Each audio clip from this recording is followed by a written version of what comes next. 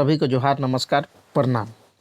तो आप सब छात्रों के लिए एक और खुशखबरी झारखंड कर्मचारी चयन आयोग मतलब जेएसएससी द्वारा आई है। जेएसएससी ने एक और विज्ञापन रिलीज किया है। ये विज्ञापन संख्या है कितना 18/2023 और पोस्ट का क्या नाम है, झारखंड तकनीकी / विशिष्ट योग्यताधारी स्नातक स्तरीय संयुक्त प्रतियोगिता परीक्षा 2023, इसकी नियमित रिक्तियाँ। तो इसके बारे में आज हम विस्तार से बताएंगे कि कब कब से फॉर्म अप्लाई करना है और इसका सिलेबस क्या है, कौन कौन इसको अप्लाई कर सकते हैं। तो सबसे पहले हम लोग शुरू करते हैं। इसका देखते हैं परीक्षा शुल्क। परीक्षा शुल्क 100 रुपये है। परीक्षा शुल्क में छूट झारखंड राज्य में जितने एसटी हैं, एससी हैं, मतलब अनुसूचित जनजाति, अनुसूचित जाति के अभ्यर्थियों की परीक्षा शुल्क कितना है 50 रुपये। एवं कार्मिक प्रशासनिक सुधार तथा राजभाषा विभाग झारखंड सरकार पत्रांक 8559 दिनांक 23/10/2019 के आलोक में झारखंड राज्य के 40% या उससे अधिक निःशक्तता वाले दिव्यांग अभ्यर्थी को परीक्षा शुल्क में छूट अनुमान्य है। मतलब जो दिव्यांग में है 40% से अधिक, उसके लिए परीक्षा शुल्क फ्री है। झारखंड राज्य में स्थानीय निवासी, अनुसूचित जाति, अनुसूचित जनजाति, अनुसूचित जाति कोटि से इतर कोटि के अभ्यर्थियों द्वारा रियायती दर पर परीक्षा शुल्क भरे जाने की स्थिति में उनके आवेदन पत्र को रद्द करते हुए उनकी अभ्यर्थिता समाप्त कर दी जा सकती है।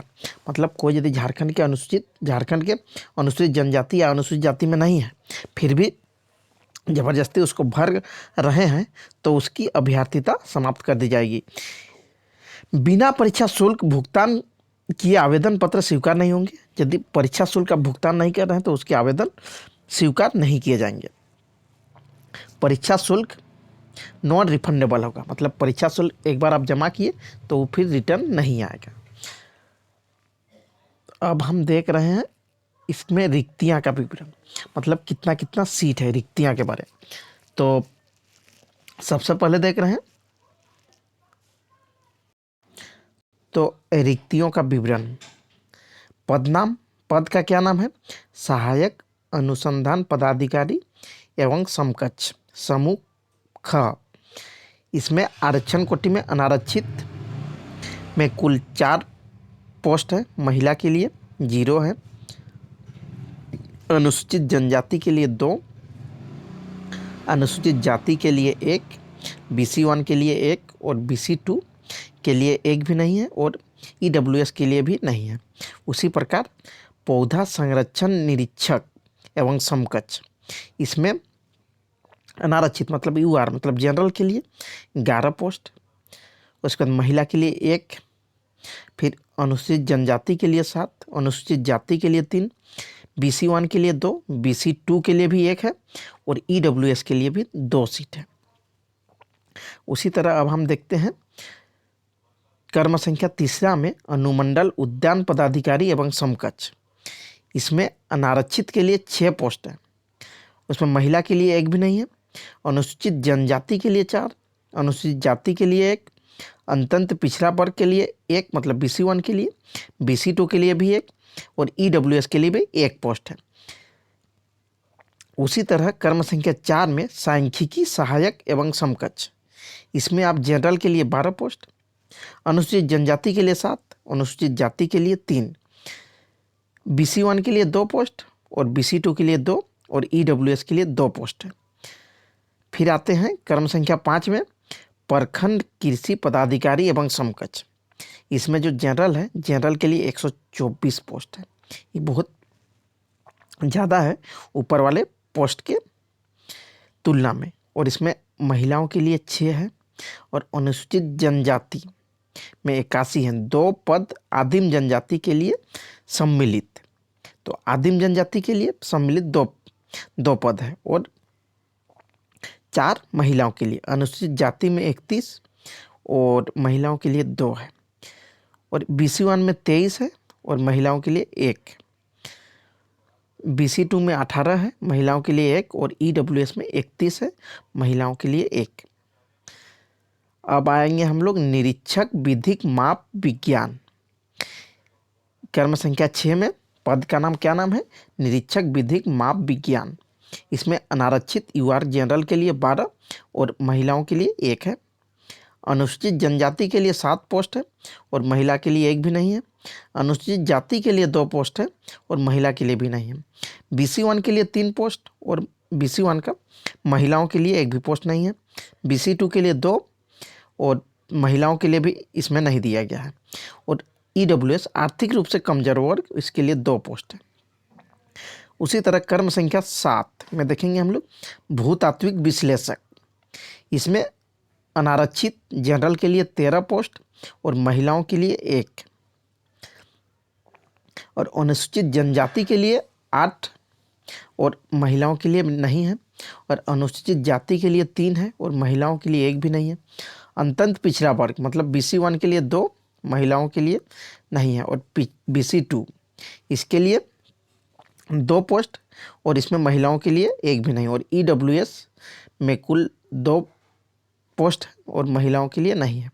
इसी तरह कर्म संख्या 8 में सहायक अधीक्षक एवं समकक्ष। इसमें जनरल के लिए 18 और महिलाओं के लिए 1 जनरल का। उसके बाद अनुसूचित जनजाति में 12 और इसी का महिलाओं में 1 पोस्ट है। अनुसूचित जाति के लिए 5 और महिलाओं के लिए 1 भी नहीं। और BC1 के लिए 3 पोस्ट और BC1 का महिलाओं के लिए अलग से पोस्ट नहीं है। और BC2 के लिए 3 और महिलाओं के लिए नहीं है। और EWS के लिए 5 पोस्ट है। इसी तरह कर्म संख्या 9 और अंतिम पद क्या क्या क्या क्या नाम है? पर्यवेक्षक एवं समकक्ष समूह। क्या है? पर्यवेक्षक एवं समकक्ष। इस समूह ख का है। मतलब तो इसमें जनरल के लिए 2 पोस्ट है, अनुसूचित जनजाति के लिए 1 है, अनुसूचित जाति के लिए 1 भी नहीं है, BC1 के लिए 1 है, BC2 के लिए भी नहीं है और आर्थिक रूप से कमजोर वर्ग मतलब EWS के लिए भी नहीं है। कोटिवार रिक्तियों की संख्या अधियाचिया विभाग के अनुरोध के आलोक में संशोधित की जा सकती है। मतलब जितना भी पोस्ट क्रिएट किया गया है ये संशोधित भी हो सकता है। ठीक है, अब आगे हम लोग देख रहे हैं पद का नाम और उसका वेतनमान कितना है और मिनिमम शैक्षणिक योग्यता। तो पद का नाम क्या?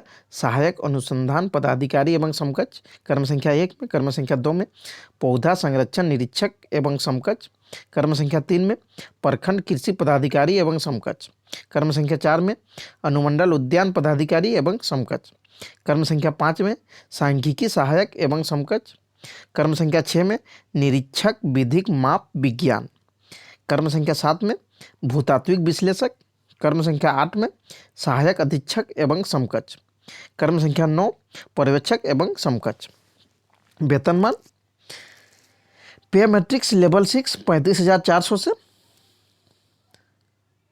1,12,400 तक, मतलब अच्छा खासा पेमेंट दिया जाएगा इसमें। फिर इसके लिए न्यूनतम शैक्षणिक योग्यता में देखते हैं तो किसी मान्यता प्राप्त विश्वविद्यालय से कृषि विज्ञान में स्नातक डिग्री। किसमें? कृषि विज्ञान में स्नातक डिग्री।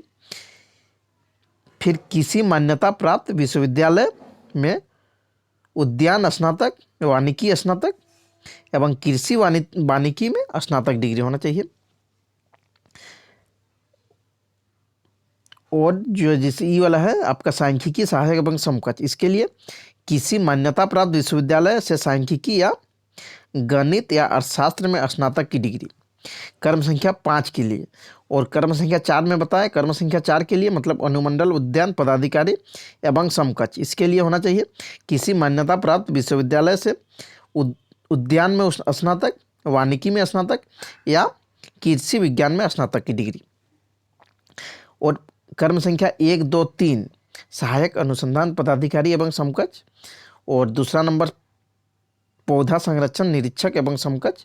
और थर्ड प्रखंड कृषि पदाधिकारी एवं समकक्ष।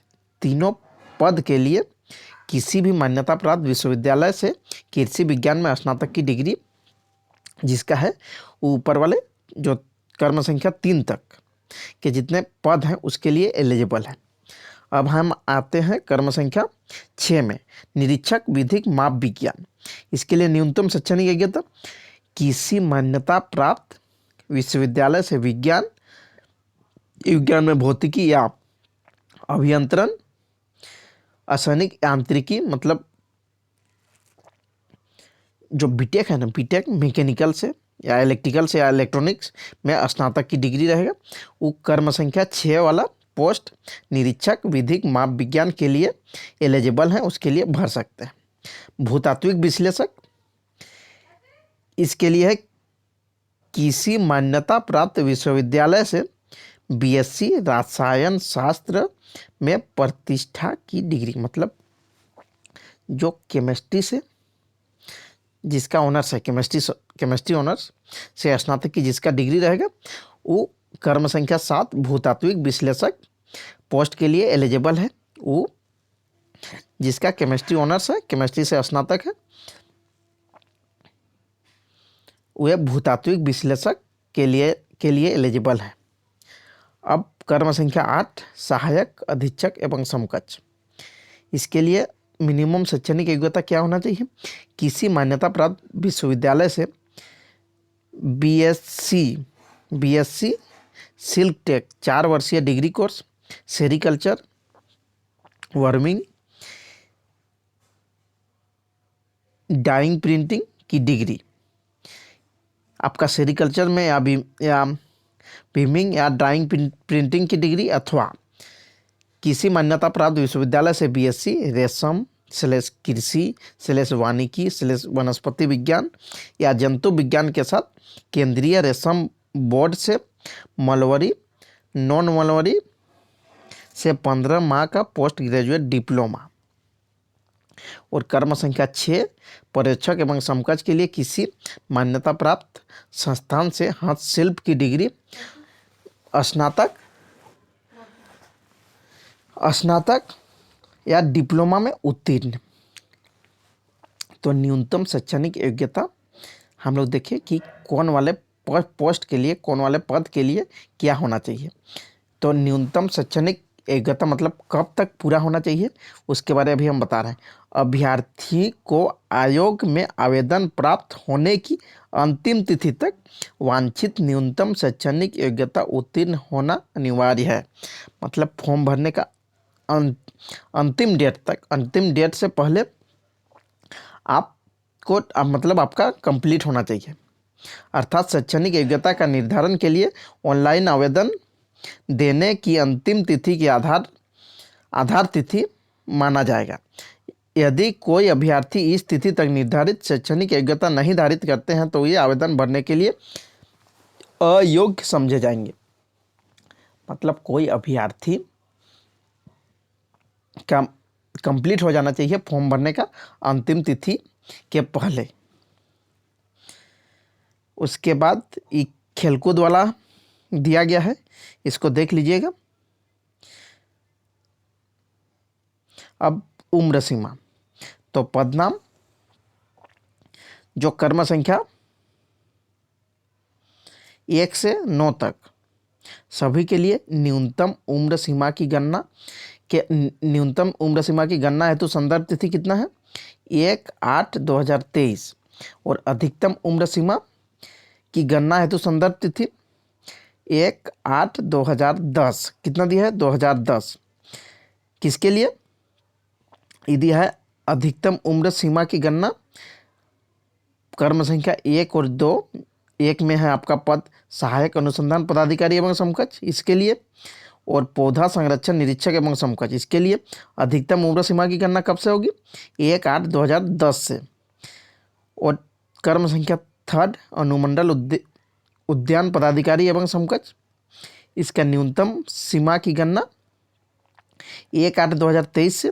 और अधिकतम उम्र सीमा की गणना 1/8/2019। उसी तरह कर्म संख्या 4 सांख्यिकी सहायक एवं समकक्ष, न्यूनतम उम्र सीमा की गणना 1/8/2023 और अधिकतम की गणना 1/8/2010। कर्म संख्या 5 प्रखंड कृषि पदाधिकारी एवं समकक्ष, न्यूनतम उम्र सीमा की गणना 1/8/2023 और अधिकतम उम्र सीमा की गणना 1/8/2010। कर्म संख्या 6 निरीक्षक विधिक माप विज्ञान, इसमें न्यूनतम उम्र सीमा की गणना 1/8/2023 और अधिकतम उम्र सीमा की गणना 1/8/2019।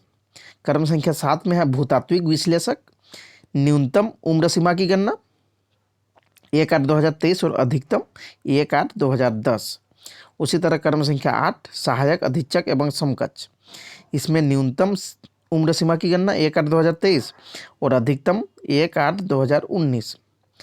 क्रम संख्या 9 पर्यवेक्षक एवं समकक्ष, न्यूनतम उम्र सीमा की गणना 1/8/2023 और अधिकतम उम्र सीमा की गणना 1/8/2019। तो न्यूनतम उम्र सीमा कितना होना चाहिए? 21 साल।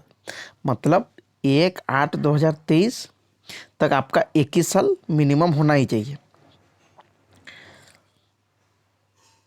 और अधिकतम उम्र सीमा की गणना तो ऊपर में दिया गया है कि 1/8/2010, जैसे कि 1/8/2010 आप कर्म संख्या 1 भर रहे हैं मान लीजिए, तो उसका अधिकतम उम्र सीमा की गणना 1/8/2010 है। मतलब 1/8/2010 के हैं और आप मान लीजिए BC1 है, तो BC1 है तो 1/8/2010 में 37 साल से पहले है तो ठीक है, 37 साल के बाद नहीं होना चाहिए। इसे वही बोलते हैं कि अधिकतम उम्र सीमा की गणना। आप BC1 के लिए हम बात कर रहे हैं कि 1/8/2010 में जिसका 37 साल हुआ है वो इस फॉर्म के लिए एलिजिबल है।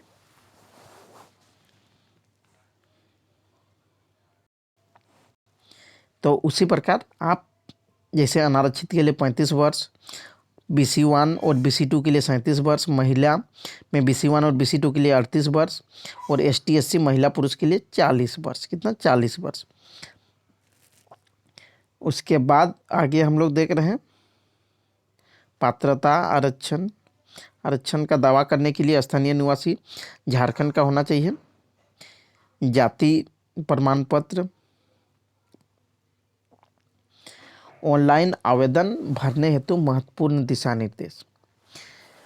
आवेदन पत्र भरने के पूर्व अभ्यर्थी विज्ञापन एवं विवरणिका को डाउनलोड कर लें और विवरणिका के शर्तों के अनुसार आवेदन पत्र में सूचित अंकित करें। विवरणिका को ध्यानपूर्वक पढ़कर आवेदन भरने के पूर्व अभ्यर्थी यह सुनिश्चित करने की जो प्रमाण पत्र आवेदन हेतु आवश्यक है वह उनके पास उपलब्ध है।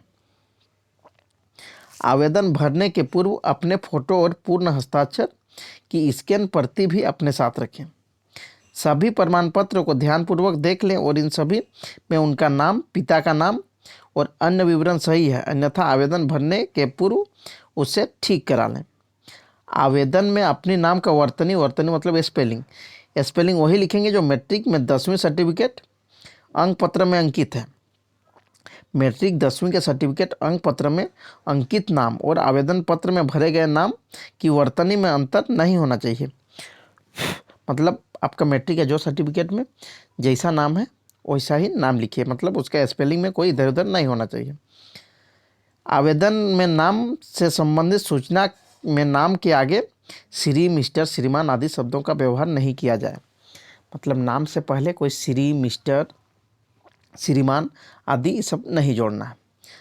आवेदक अपने आवेदन पत्र के यथा निर्धारित स्थान पर वही जन्मतिथि यथा तिथि, महीना और वर्ष दर्ज करेंगे जो उनके मैट्रिक सर्टिफिकेट अंक पत्र में अंकित है। मतलब आवेदक हैं जो फॉर्म में वही जन्मतिथि अंकित करेंगे जो उसके मैट्रिक का सर्टिफिकेट में अंकित है। अब देख रहे हैं ऑनलाइन आवेदन पत्र भरना एवं समर्पित करना। ऑनलाइन आवेदन को भरने के लिए दिए गए दिशा निर्देश का अक्षरशः पालन करें। मतलब जो दिशा निर्देश दिया गया है उसका पालन करना है। आवेदन पत्र में दी गई सूचनाओं से संबंधित सभी प्रमाण पत्र अपने प्रमाण पत्र सामने रखें और पूर्ण संतुष्ट होने के पश्चात ही आवेदन पत्र को जमा करें, मतलब सबमिट करें। आवेदन पत्र भरने के लिए सर्वप्रथम आयोग की वेबसाइट कैसे भरना है वो बता रहा है कि आयोग की वेबसाइट www.jssc.nic.in पर जाएं और ऑनलाइन एप्लीकेशन फॉर JTGLCCE 2023 को क्लिक करें। तत्पश्चात अपना पंजीकरण कराएं। पंजीकरण प्रक्रिया पूरी होते ही अपने मोबाइल फोन एवं ईमेल में पंजीकरण संख्या एवं पासवर्ड आ जाएगा। जैसे ही आप रजिस्ट्रेशन कराते हैं, आपका मोबाइल फ़ोन और ईमेल आईडी में पंजीकरण नंबर और पासवर्ड आ जाएगा। पंजीकरण संख्या एवं पासवर्ड को नोट कर सुरक्षित रख लें, क्योंकि भविष्य में लॉगिन करने के लिए इन दोनों की आवश्यकता होगी। जो पंजीयन संख्या है, पंजीयन संख्या को और पासवर्ड को सब नोट करके रखना है। क्या है कि भविष्य में जैसे आप लॉगिन कीजिएगा तो उसके लिए पंजीयन संख्या और पासवर्ड मांगा जाएगा। पंजीकरण संख्या एवं पासवर्ड प्राप्त होते ही पुनः लॉगिन कर अपने बारे में विस्तार सूचना अंकित करें। जैसे ही आपको रजिस्ट्रेशन नंबर और पासवर्ड मिल गया, फिर से लॉगिन करना है और लॉगिन करने के पश्चात आपके बारे में विस्तृत सूचना को अंकित करना है। आवेदन में प्रत्येक पृष्ठ को सेव एंड कंटिन्यू करने के पश्चात अगले पृष्ठ की सूचना भरा जाना आवश्यक है।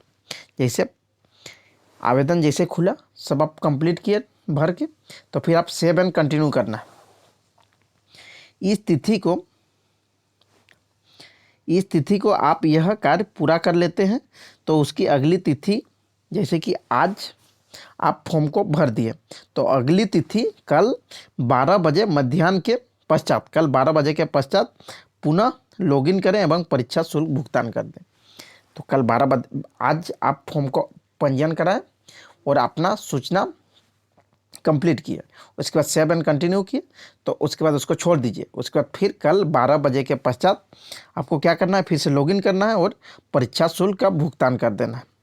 परीक्षा शुल्क भुगतान करने के एक दिन बाद, जैसे आज आप परीक्षा शुल्क भुगतान किए तो कल एक दिन बाद पुनः लॉगिन कर परीक्षा शुल्क भुगतान का विवरण और स्कैन किया हुआ फोटो एवं पूर्ण हस्ताक्षर अपलोड कर दें। तो आज आप पेमेंट किए तो कल क्या करना है, आपका फ़ोटो और साइन उसको अपलोड कर देना है। यदि आप अपने अपलोड किए गए फोटो एवं हस्ताक्षर से संतुष्ट हैं, जैसे कि आप अपलोड किए तो आप देख रहे हैं कि वो अपना ही है, फोटो और हस्ताक्षर से संतुष्ट हैं, तो आवेदन पत्र को समर्पित कर आवेदन पत्र का प्रिंट आउट ले लें तथा इसे भविष्य के लिए अपने पास सुरक्षित रखें। जैसे कि आप अपलोड किए अपना फोटो और साइन, तो उसके बाद सबमिट करना है और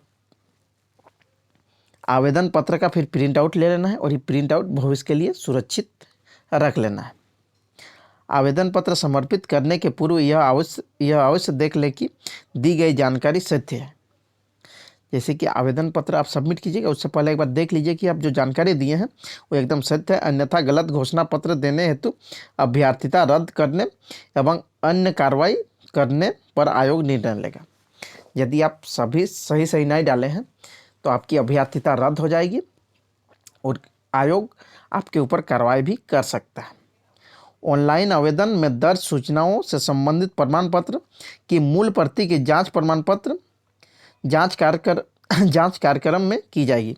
जैसे कि आप यहाँ कोई भी अपलोड कर रहे हैं, जैसे कास्ट, तो जो कास्ट अपलोड कर रहे हैं वही कास्ट जब आपका सत्यापन होगा तो उस समय उसको ले जाना है। इस अवसर पर सभी प्रमाण पत्र के साथ अभ्यर्थी की उपस्थिति अनिवार्य होगी।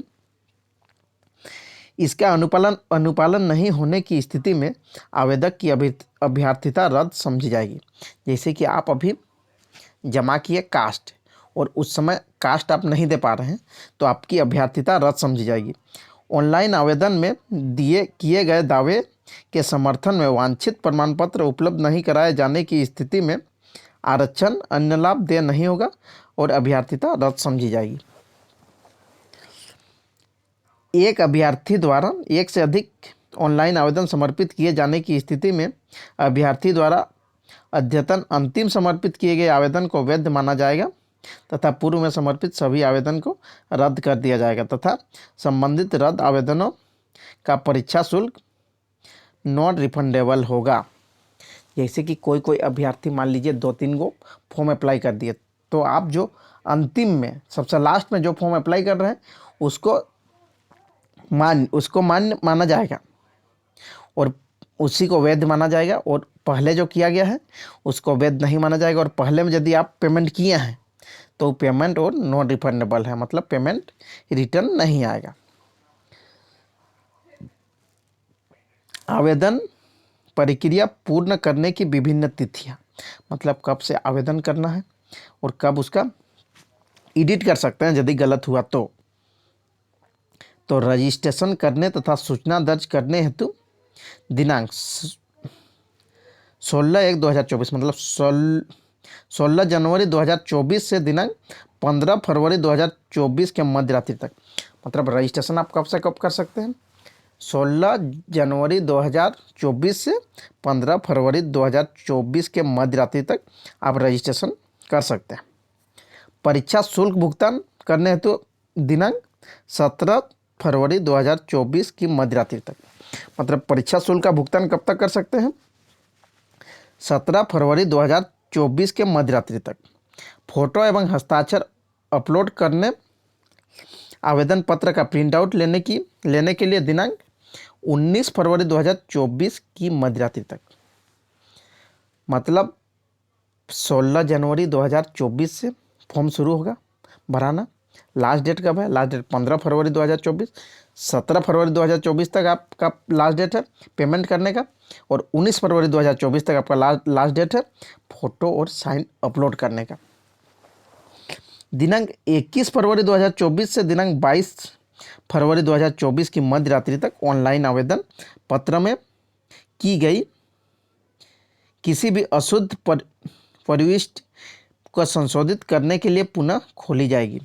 मतलब फॉर्म को एडिट करने का ऑप्शन कब मिलेगा? 21 फरवरी 2024 से 22 फरवरी 2024 के मध्य रात्रि तक, जिसके माध्यम से वैध अभ्यर्थी ऑनलाइन आवेदन पत्र में अशुद्धियां संशोधित कर सकेंगे। तो 21 फरवरी 2024 की से 22 फरवरी 2024 की मध्य रात्रि तक कोई भी यदि अशुद्धियां हैं तो उसको संशोधित कर सकेंगे। छूट सहित परीक्षा शुल्क भुगतान करने की स्थिति में शुद्धिकरण का दावा परीक्षा शुल्क भुगतान की राशि तक सीमित होगा। परीक्षा शुल्क भुगतान की प्रक्रिया। अब परीक्षा का स्वरूप देखते हैं। परीक्षा का स्वरूप जानना जरूरी है। आयोग द्वारा OMR/CBT कंप्यूटर बेस्ड टेस्ट आधारित ली जाएगी। परीक्षा यदि विभिन्न समूह में लिया जाता है तो अभ्यर्थी का प्राप्तांक नॉर्मलाइजेशन किया जाएगा। यदि परीक्षा अलग अलग दिन होगा तो उसका नॉर्मलाइजेशन किया जाएगा। अभ्यर्थियों का मेधा सूची के उनके प्राप्तांक के नॉर्मलाइज अंक के आधार पर तैयार किया जाएगा और परीक्षा फल प्रकाशन पश्चात उन्हें नॉर्मलाइज्ड अंक दिए जाएंगे। मतलब नॉर्मलाइज्ड में जितना अंक है उसी को दिया जाएगा। परीक्षा का स्वरूप एवं पाठ्यक्रम। परीक्षा एक चरण मुख्य परीक्षा ली जाएगी। मतलब परीक्षा का एक ही चरण होगा, खाली मुख्य परीक्षा। परीक्षा में सभी प्रश्न वस्तुनिष्ठ एवं बहुवैकल्पिक उत्तर युक्त होंगे। परीक्षा में जितने भी प्रश्न हैं सब बहुवैकल्पिक और वस्तुनिष्ठ होंगे। एक प्रश्न का पूर्ण अंक 3 अंक होगा। एक प्रश्न का कितना अंक का? 3 अंक का। प्रत्येक सही के लिए 3 अंक दिए जाएंगे और प्रत्येक गलत उत्तर के लिए 1 अंक की कटौती की जाएगी। मतलब सही के लिए कितना अंक? 3 अंक, और गलत के लिए 1 अंक की कटौती की जाएगी। भाषा विषय को छोड़कर अन्य विषय के प्रश्न हिंदी और अंग्रेजी भाषा में होंगे। मतलब जो भाषा विषय है उसको छोड़कर अन्य सभी के प्रश्न हिंदी और अंग्रेजी भाषा में होंगे। मुख्य परीक्षा के लिए 3 पत्र होंगे। कितने पत्र हैं? 3 पत्र होंगे। यह परीक्षा 3 पालियों में ली जाएगी। 3 पत्र 3 पाली। इसमें निम्न विषय रहेंगे। पत्र 1 में क्या? कुल 120 प्रश्न और टाइम 2 घंटा। उसमें हिंदी भाषा ज्ञान का 60 प्रश्न और अंग्रेजी भाषा ज्ञान का 60 प्रश्न। भाषा ज्ञान में प्राप्त अंक मात्र क्वालिफाइंग होगा। मतलब ये क्वालिफाइंग के लिए है, ये मेरिट में ऐड नहीं होगा। इसमें उत्तीर्ण होने के लिए हिंदी और अंग्रेजी भाषा ज्ञान में प्राप्त अंकों को जोड़कर 30% अंक प्राप्त करना निर्धारित रहेगा। तो 120 प्रश्न में आपको 30% अंक, तो 120 प्रश्न का टोटल नंबर हो जाएगा आपका 12 36 360। तो 360 का 30% मतलब 120 360 का 30%, माफ़ कीजिएगा 120 नहीं है, तो कुल 12 या 36, 360 अंक में आपको 30% अंक, 360 का 30%, 108 मतलब 36 प्रश्न, आपको 36 प्रश्न दोनों मिला के सही करना है। इस पत्र में प्राप्त अंक मेधा निर्धारण के लिए नहीं जोड़ा जाएगा, मतलब आपका मेधा सूची मेरिट लिस्ट में इसका नहीं जोड़ा जाएगा, ये खाली क्वालिफाइंग नेचर है, लेकिन इसको क्वालिफाइंग करना जरूरी है। ये जब तक आप क्वालिफाई नहीं कीजिएगा, आगे का पेपर मतलब आगे का पेपर चेक ही नहीं होगा। तो पत्र 2 मतलब पत्र सेकेंड, इसमें क्या पढ़ना है, इसमें जनजातीय एवं क्षेत्रीय भाषा में कुल 100 प्रश्न और अवधि 2 घंटा। मतलब यहाँ जो दिया गया हिंदी, अंग्रेजी, उर्दू, संथाली, बांग्ला, मुंडारी, हो, खड़िया, कुड़ुक, कुरमाली, खोट्ठा, नागपुरी, पाँच परगनिया, उड़िया, संस्कृत में से किसी एक भाषा की परीक्षा वैकल्पिक के आधार पर अभ्यर्थी दे सकेंगे। इस परीक्षा से संबंधित भाषा के 100 बहुवैकल्पिक प्रश्न पूछे जाएंगे, मतलब 100 ऑब्जेक्टिव प्रश्न पूछे जाएंगे ऊपर दिए गए जितने भी भाषा है, और ये आपका मेधा सूची में लिया जाएगा, मतलब मेरिट में भी लिया जाएगा। और पत्र 3 में कुल 150 प्रश्न, इसमें परीक्षा अवधि 2 घंटा 30 मिनट है। इसमें किसका पूछा जाएगा, तकनीकी विशिष्ट विषय के लिए 100 प्रश्न, सामान्य अध्ययन के लिए 20 प्रश्न, सामान्य गणित 20 प्रश्न और सामान्य विज्ञान के लिए 10 प्रश्न। तकनीकी विशिष्ट विषय में 30% अंक प्राप्त करना अनिवार्य है। ये तकनीकी विशिष्ट विषय है, इसमें 30% अंक प्राप्त करना अनिवार्य है। अब हम लोग देख रहे हैं जनजातीय एवं क्षेत्रीय भाषा में कुरमाली में क्या क्या सिलेबस है।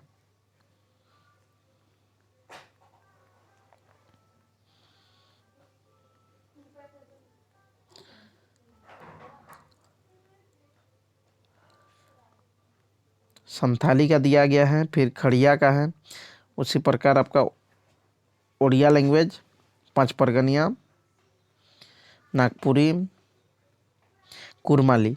तो कुरमाली में क्या क्या पढ़ना है, कुरमाली में व्याकरण में वर्ण विचार, संज्ञा, सर्वनाम, लिंग, वचन, कारक, विशेषण, क्रिया, काल, समास, अव्यय, वाच्य, वाक्य भेद, विपरीतार्थक शब्द और उनार्थक शब्द, लोक कथा, वंदना, टसर राजा, निसार्थी के भगवान सारथी, साधन, लीलू कोसनी, माछे खांसी, पुइतु, सियाड़क मदेर, राजा घरे बिहा, धीरोजक, कार्य सिद्ध।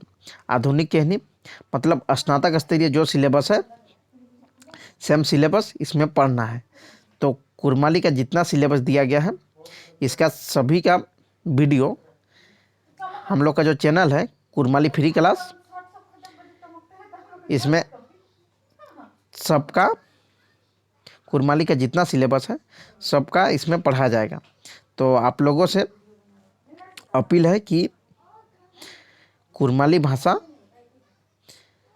ये जो निकला है तकनीकी एवं तकनीकी, इसमें